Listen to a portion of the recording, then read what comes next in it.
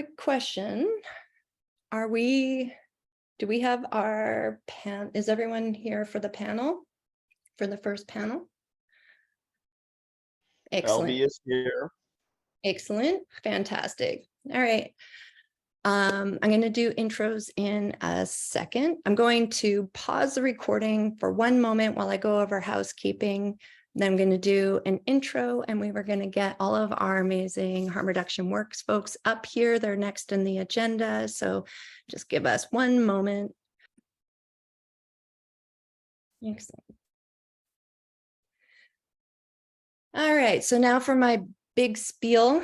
So the reason that we Tech and Harm Reduction Symposium, the reason that we want to bring people to the table and we want to build a table is our hope for this work is to set a table as a place for us to discuss how to develop both interdependent and decentralized coalitions so that we can always write each other into the future. We want to support each other at large in this work. We want to aid in the generation of abundance instead of a sense of scarcity and isolation. We want to support each other. And maybe we want to shyly wink at our harm reduction crushes. The purpose is not to homogenize us, but to grow interdependently at our strengths. Predatory capitalism tends to make monoliths of solutions. They weaponize best practice in science to their own ends. They buy and sell data, they privatize profits and socialize problems. They co-opt our innovations by keeping us so busy surviving the system and living in a scarcity mindset that it keeps us from having time to knowledge share, to connect, and to hold each other in this work. Everybody here today is challenging drug and public health policies, fighting for resources for their communities, and centering the voices of the experienced. And the very fact that there is even a modality called lived experience informed practice, or LEAP, is an example of how many people are hard at work grinding toward the aim of informed practice. I know we are imperfect. Trust me, I am imperfect. I fuck up, I make mistakes. I get tired. I do my best. We do our best, but we are competent. We are all imperfect, but competent. We are all heart-centered, mission-driven allies in this work. And I know that our success, all of our successes, is reliant on all of us succeeding combined. That's my spiel. Fantastic. And without further ado, I would love to, honored to, excited to introduce Albie Park and Meghan Hetfield. Is Jess here as well? Jess just texted me that she's coming. Excellent. And Jess Tilley, when she's able to get, and they are going to thrill us with some conversation around harm reduction works and what has been happening with the harm reduction work, folks. So thanks, everybody. Meghan, you want to start? Sure. Hi, everyone. What an honor to be here. Thank you so much for everything you just said. Una, that was absolutely beautiful. Tough act to follow. And yeah, thank you so much, everyone, for being here. It's really awesome to see so many friends in the room. And if you're not a friend yet, I hope we could be friends soon. But my name is Meghan, Meghan Hetfield. I use she, her pronouns. And I love harm reduction works, and I love talking about harm reduction works. And I hope that today, we can answer any questions and kind of share what we've been up to. And I think Albie has some thoughts on the future. But I'm someone, with lived experience using drugs chaotically. I'm a peer specialist. I'm, a person, a human that loves other people that use drugs and wants them to have support, connection, and the ability to be believed and heard. And it's a way to, harm reduction works has become a way to get us all together, that we can, share our stories and, like I said, be believed and help keep each other safe. But Albie and Jess, do you want to like introduce yourselves first and jump in, or? Sure, I'll let Albie go first. Hey, everybody. My name's Albie Park. I'm the co-founder with Jess of THRS 413 and Harm Reduction Works. And my background, some 20, 25 years, is in treatment. And I was one of the original staff at the Stonewall Project in San Francisco, which was the first outpatient treatment program in the city a while ago. That's it.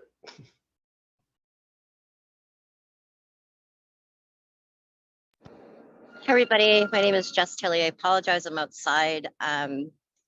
I do a lot of things. I'm co-creator of HRW and the co-director of HRH 413, which is an old school grassroots, boots to the ground, mobile outreach for people who cannot or will not use traditional syringe service providers. We just got a grant to transition leadership over to our 100%. Our staff is all people who identify as active users, and 100% of our staff are Black or brown individuals, and we're going to be I'm stepping down as co-director, staying on as a consultant position, and we will be the first ever Black and brown led SSP in Massachusetts. So it's pretty exciting. I'm also a person who identifies as an injection drug user, and I'm damn proud of that. I know people get offended when I say that, but I'm proud because I haven't let the drug war kill me yet. And my introductions get really long, and I know we have 30 minutes, so I'll keep that short. Albie's laughing at me because he knows I can talk the whole time.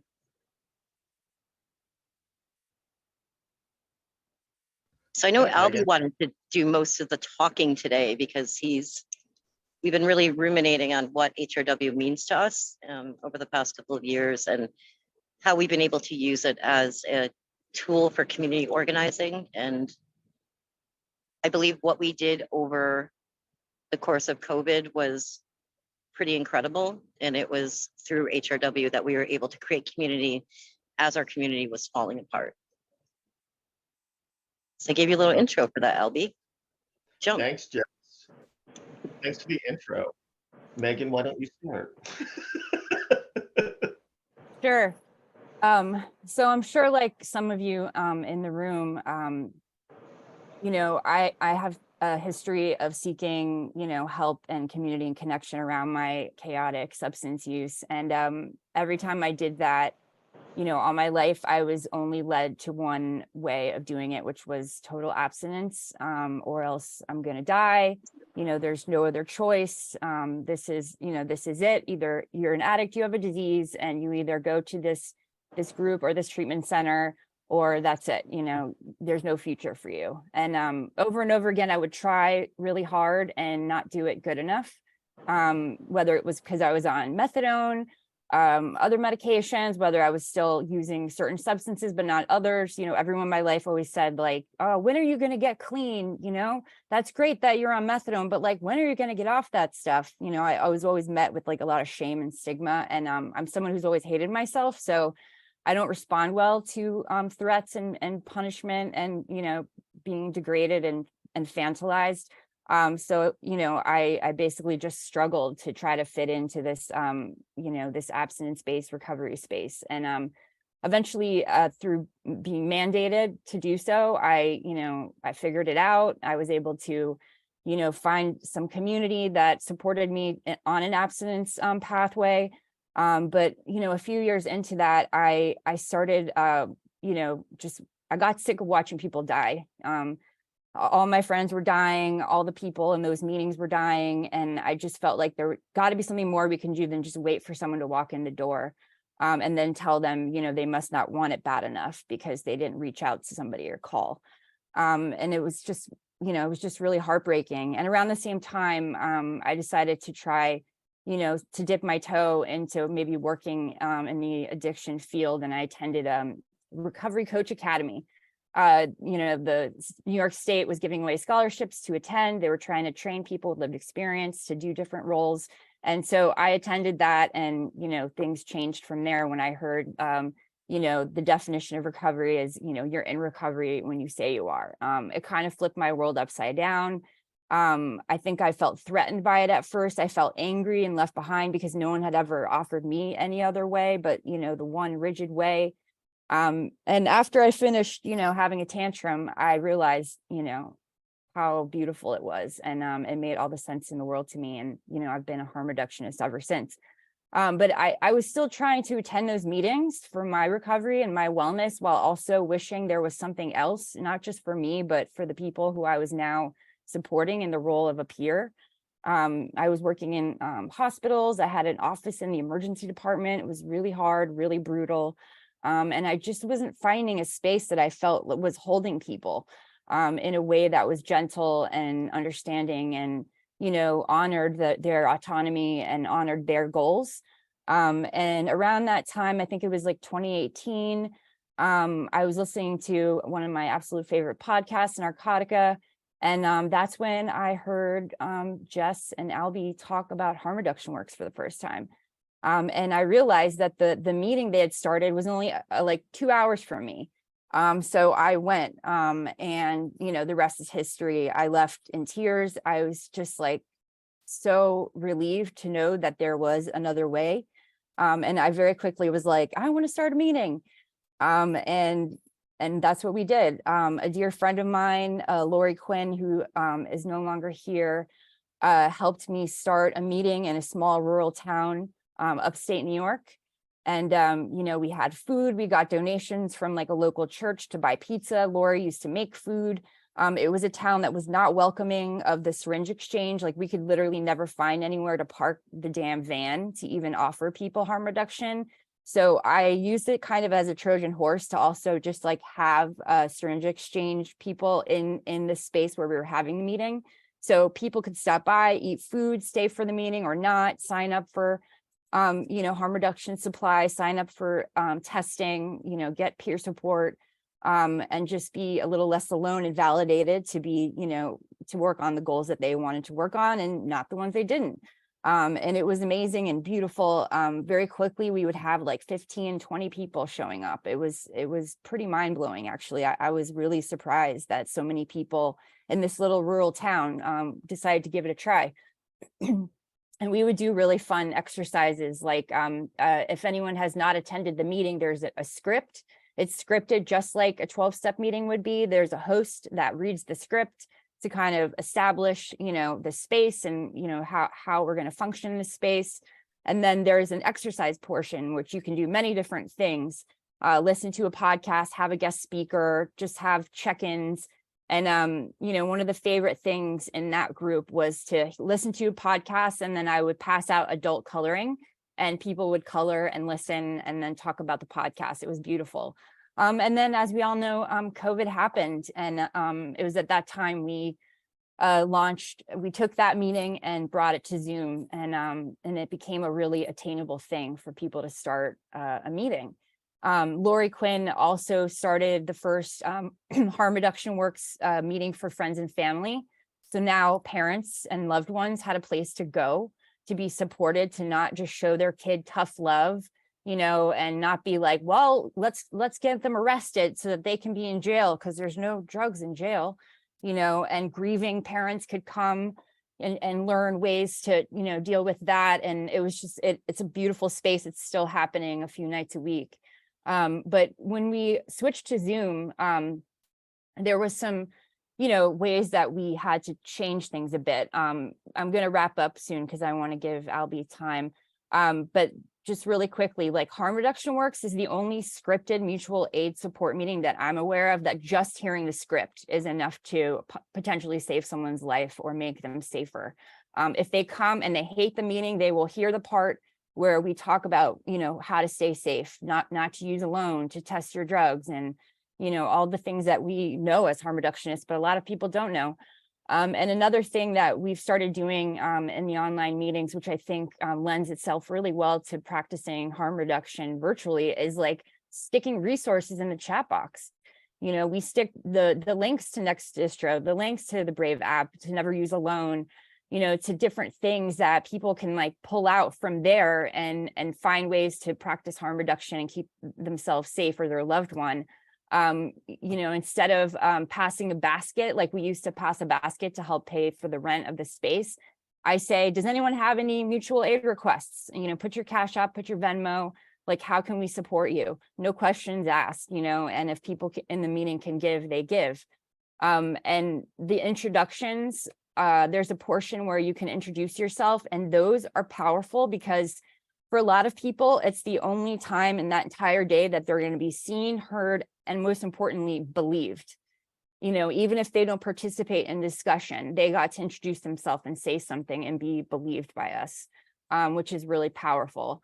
And, you know, then we also have a section for announcements where people can make important announcements about unstable drug supplies, about any organizing efforts, about any advocacy needs, you know, and things like that. So, you know, this is a really powerful space that has so many uses. But at the end of the day, I found a place where I felt like I could still be healthy and take care of myself and not have to go to a meeting that didn't feel good to me anymore. And I found a place where I could be myself and work on the goals I wanted to work on and not the ones I didn't. And where people could come that are contemplating drug use after a period of abstinence. I mean, that's powerful. We have people that come that go to 12-step and it's the only place they can go to be like, I'm thinking about using, I'm going to use, like, how should I do it? Like, how can I stay safe? Is this nuts? Like, and it's just been really, really powerful. But thanks so much for being here and, you know, being interested in harm reduction works. And I'm going to pass the mic to Albie. I don't know where you are on the screen. Thanks, Megan. Before I really get going, the first thing I want to say is because we have so little time here, that I host a meeting on Tuesday nights at 6 Eastern. And as of now, my hope is to continue this conversation at that meeting this coming week. And I don't have the information available. I know, Michael, you're on the call, Courtney, you're on the call, other folks are on the, if you have the link available and you can print that out and throw that in the chat, that would be great. But everyone here certainly is invited to come to that meeting if you want to continue to have this conversation, ask questions, et cetera, et cetera. So going back a little bit further, what is Harm Reduction Works? Harm Reduction Works is a mutual aid meeting model that is fully scripted, harm reduction based. The point of a harm reduction works, right, is to replicate. The point of harm reduction works is to spread what harm reduction is at a much more rapid rate than we could if we only restricted ourselves to the nonprofit industrial complex, right? If we only contextualize harm reduction as a means of distributing public health policy, then we're automatically limiting ourselves, right? So really what HRW was founded off of originally was the idea that we needed something harm reduction based as an alternative to abstinence only types of fellowships, right? And there are some caveats to that, one of which is that number one is that it's a meeting model. We are not an agency. We're not an organization with structure in the sense of like, I had the ability to think like, do I want to have this like be somewhat like 12-step? Should we need to have an area or some sort of governing body or da-da-da? And really what it came down to is that when I really looked at it and I thought about what the principles of harm reduction are, really what the point is that I like, why would I want to try to govern somebody in a small town in, I don't know, Alabama, where I've never been, which I don't know about. I don't know the politics there. I don't know the people there. Why would I assume that the policies and the ideas that I wanted to impose would make sense for that meeting? The entire idea is that y'all know what you need. Y'all know what your communities need better than I would, better than any of us would. So the idea is that all the meetings are independent, right? However, meetings can choose to be interdependent. That can be interdependent with the entire all of the meetings, that can be interdependent with a sister meeting across town, that can be interdependent in any way that you want to define it, right? Again, taking into ideas, concepts on a more macro level about autonomy and agency, right? So it's decentralized, there's no governing body, the meetings are independent. The point is to replicate. The point is not just to have the meeting, the point is get to a place to replicate. And the reason why we want to replicate is because the only way we're going to win is if we subvert this narrative, this abstinence only narrative that is endemic in this country. And that is, not only is it endemic, it is wrong and it's killing people. And the only way we are going to be able to get through to people at this point, right? We're not in the point, we're not at the stage anymore where harm reduction has been stuck forever of evidence, right? Evidence is important, research is important. There's absolutely no denying that. However, where we're at, if we're going to win, is we have to expand. And in order to do that, we have to enter people's hearts. And the way that we do that is by sharing our stories. And I talked about the idea of a harm reduction origin story before, right? How did you come to harm reduction? Like, what happened? And indeed, the reason why you say origin stories is because it is like being a superhero. It's like you have this awakening moment when suddenly you realize, wait, this abstinence narrative, that works sort of for some people, but what about everybody else, right? And to me, my major objection to abstinence only is not that it's abstinence only. It's that by its nature, it's exclusionary, it's exclusive, right? With all the implications of what that means, exclusive, right? And the idea is to get away from that. So how do we do that? Number one, again, as we talk about, as we were introduced, we talk about the idea of interdependence, okay? The question now, as for instance, one of the things that we're going through right now, if you go and you look at our meeting schedule at harmreduction.works, there are meetings there. I have really pulled back from doing stuff with Harm Reduction Works because what I was hearing, and this was reinforced on Tuesday, is that people have this thing about like getting the blessing of Jess and Albie and Meghan to like do whatever. And I'm not interested in giving my blessing. I don't want to give my blessing. I don't have the time to give my blessing. I didn't do this for my ego. I did this to create a tool for all of us to be able to use to spread and build harm reduction around us in our communities, okay? One of the things that I think is really essential at this point that harm reduction has not done and has not talked about is how do we literally change the narrative? What has to happen? What are those pieces, right? And one of those things that has to happen is that we have to have a place for people to come in, to enter harm reduction. And if the only entrance is by going to an SSP or working in harm reduction, we're just not gonna win. It's impossible, right? So we have to expand the way in which we envision what harm reduction is. And what harm reduction is at its core and what it's meant to be is low to no barrier, which HRW tries to do as much as possible. It is scripted, easy to run through. It is exercise driven. The reason why it's exercise driven is so that somebody who in their heart just knows that what's going on doesn't make sense and they want to do something about harm reduction, but they don't know what to do, so that people can learn about what harm reduction is together, right? I always suggest that if somebody is pretty new, that it's really advisable to try to get some mentoring in harm reduction as opposed to getting a sponsor, just mentoring. So you can run stuff by people. And that's not just by me and Jess or Meghan. That might be going to a meeting and saying, y'all, I'm having this issue. What do you all think about this as an idea? How should I handle this? Or go to several meetings and just ask that and try to poll people and get people's ideas.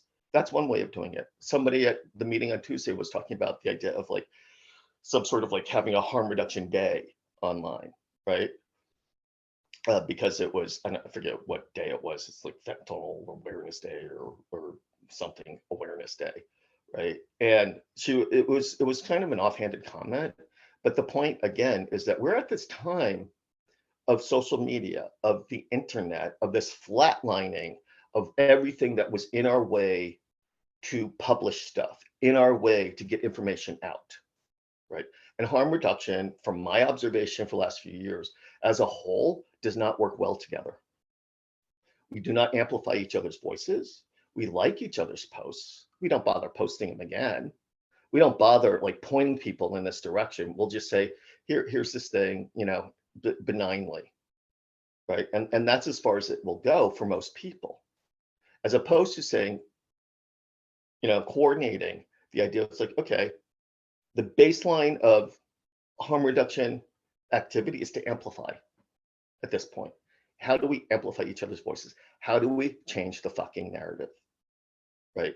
My belief is that's by creating interdependence. So going back to this idea of the schedule, right? I was realizing that the schedule of meetings, right? There's some meetings on there that aren't happening. There are meetings on there that are really struggling and they don't have a lot of attendance, right? And the way I was originally conceptualizing this as an idea, I was like, oh my God, I have to go and look at everything. I have to do all these things. I have to do all this policing and all this cleaning up. And in fact, I had to step back from that and understand that what I've always said about harm reduction, it's like any excuse and any reason to bring people together is what you use. In this case, what I'm talking about is the fact that we have this meeting schedule that a lot of people are depending on, but we don't know which is accurate anymore. And so as a community, we had to figure that out. So really briefly, we came up with at least a beginning solution, which is going to be about posting questions in the Harm Reduction Works Facebook group. And there is a Harm Reduction Works Facebook group that if you want to join, by all means, it can be a good resource. But again, the point of Harm Reduction Works, besides just helping people who are really struggling, right, is to really spread harm reduction. And one of the reasons why is because of the implicit nature of harm reduction. This is my take on it, okay? This is not necessarily what everybody else's is. I have always believed, I will always believe that harm reduction is love, right? I personally believe what a Harm Reduction Works meeting is the opportunity to come together with others, to be in love, and practice love with others for an hour and a half. And at this time, with the amount of hate that's going on in the world, right, to me, to have the ability to do that is really essential for my own survival, right? And really what we're talking about, because we're talking about overdose, because we're talking about drugs, because we're talking about the prison industrial complex, what we're talking about is survival, right? This is about creating a matrix and a network of ways in which people can have information disseminated to them, helped, supported, right, via this lens of love, right? So in that context, it's incredibly important. The decision to self-consciously come together in community from a place of kindness, compassion, respect, and humility does not happen. Does not happen in general in most places. We do not have places to gather, right? I originally was pretty clear that I thought HRW needed to be a high touch sort of thing, because I was like, people won't understand what this is. They need to be brought in. They need to we need to talk to them first, and then they can come to meeting and sit in a space. And then COVID hit, and Meghan just jumped on online, and we all had to follow suit, right? But the reality is that a lot of the stuff that I was doing in terms of going online, it's just online. It's not real. It's not all this stuff that I went through. What I finally realized was all that posturing that I was doing was just spitting in the face of disability rights activism, right? We have to leverage what we have. This is astonishing. We're at an astonishing time to change this narrative if we decide that we want to do it. And we can. The model is incredibly flexible. You don't have to have a meeting every week, right? Some people have done one-off meetings. I know a person who was talking about doing her Narcan trainings as the exercise portion for her trainings in the community that you had to do, right? I've talked to people who have tried to set up stuff with the incarcerated individuals in the jails and then outside of the jail so that people leaving jail would actually have a place to go. Right. But again, these are all small things that people are doing. But what this meeting model does, it gives you the opportunity to open a door and then leverage that opening. Right. But to do that in community and collection with other people. Right. The only rule, if you will, in harm reduction works is don't change the script. The script is a unifying principle. It is the only unifying principle, really. Right. The rest of it will depend on how each meeting evolves. Right. And that is something that is going to be organic. That is going to be something that some meetings are just going to get wrong. Right. And we just kind of know that. But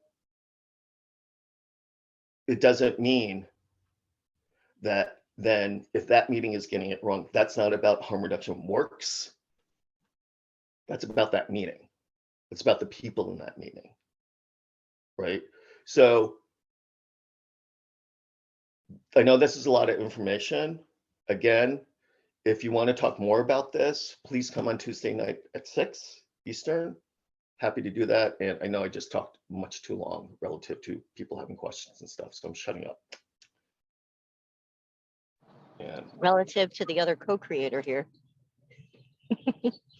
I had actually because we had such a short time, I really wanted to give this meeting to Meghan and Albie to speak. And I apologize for my early introduction to Albie, because I slightly remembered going, oh, we're going to let Meghan speak first, because Albie definitely had a lot of thoughts that he wanted to share. And between everything that Meghan and Albie said, there's not much more I can add, except as someone who is the director of a drug users union, New England Drug Users Union. It's someone who's been involved in drug user organizing over the past 27 years. It was really, I don't want to use the word beautiful, but beautiful to watch how the most marginalized, the most vulnerable among us as people who use drugs could use HRW as a tool for organizing, because I recognize my privilege as a white woman to be able to say I'm an injection drug user, where a lot of people that I organize with don't have that privilege. What happened in the rooms of HRW was people being able to talk about organizing, talk about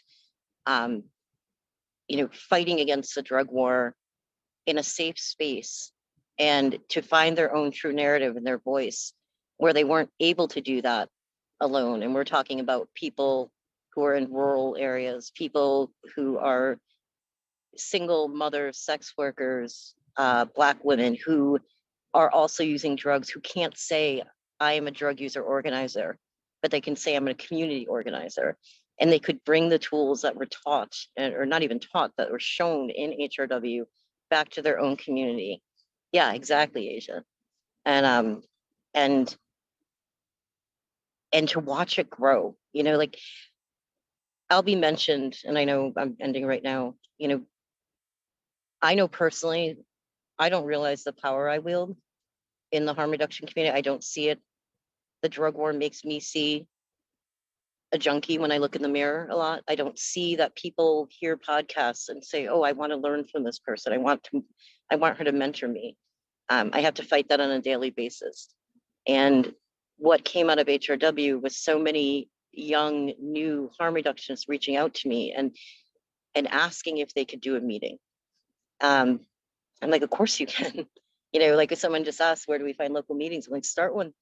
But it fills me with so much hope for the next generation. Every time I go online, there's a meeting in San Francisco now. Like there's so many meetings, and we do have to work on that. We do have to get some sort of, as much as I hate policy and protocol and paper, we do have to have something that, where people can find meetings. But I never saw this as being a tool for organizing. And I'm just so blessed to be part of it.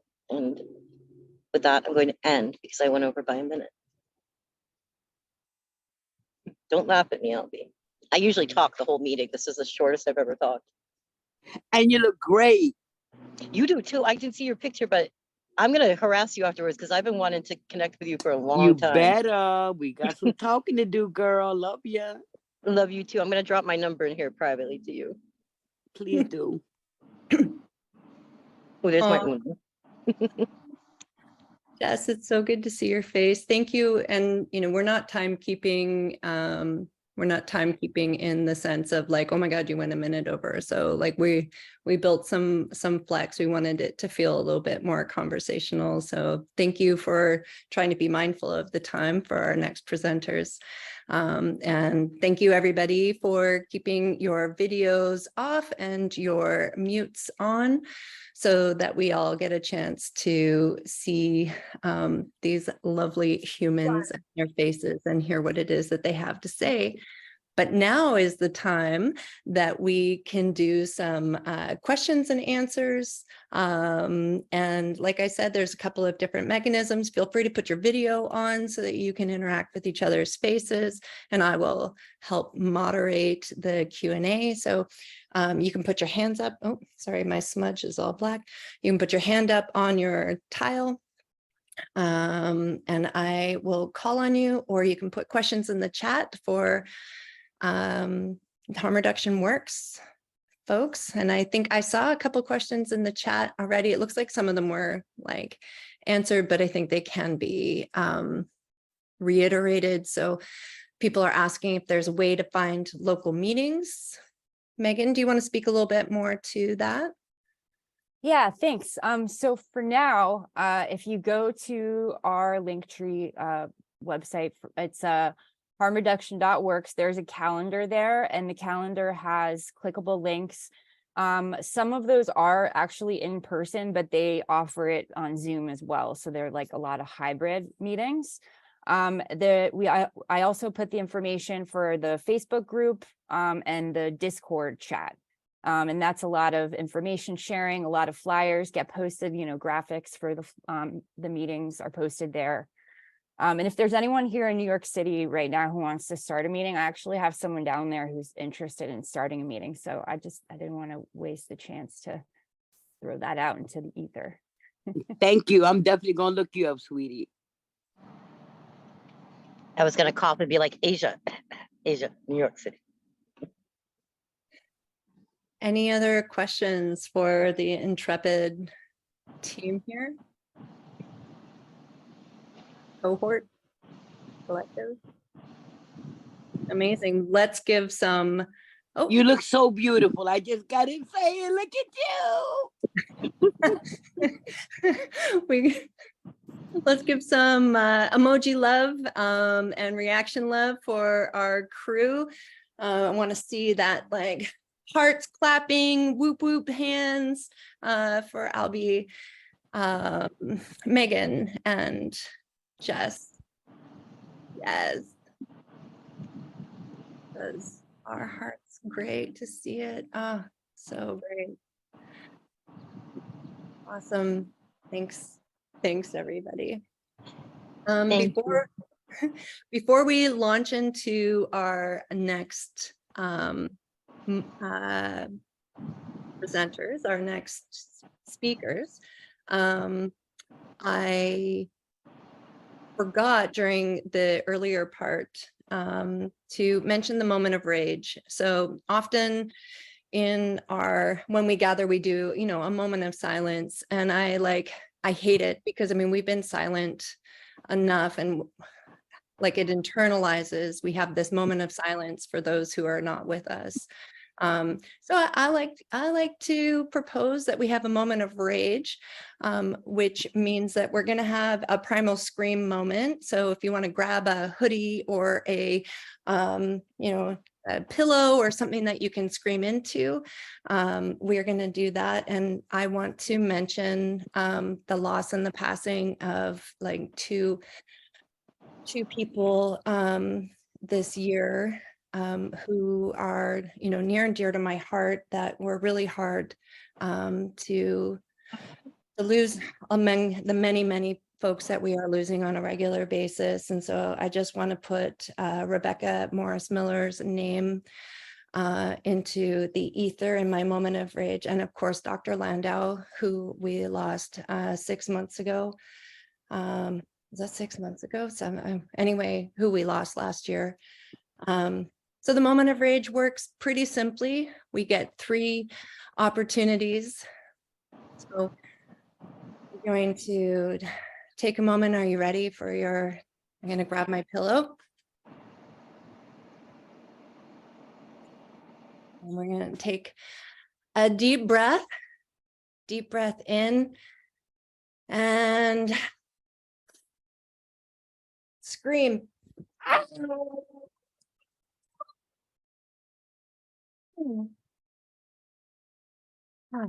Oh, that feels really good, actually.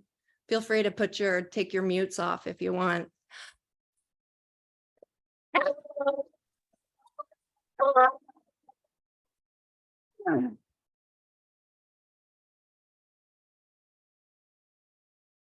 And one more, just because 3 is a good number.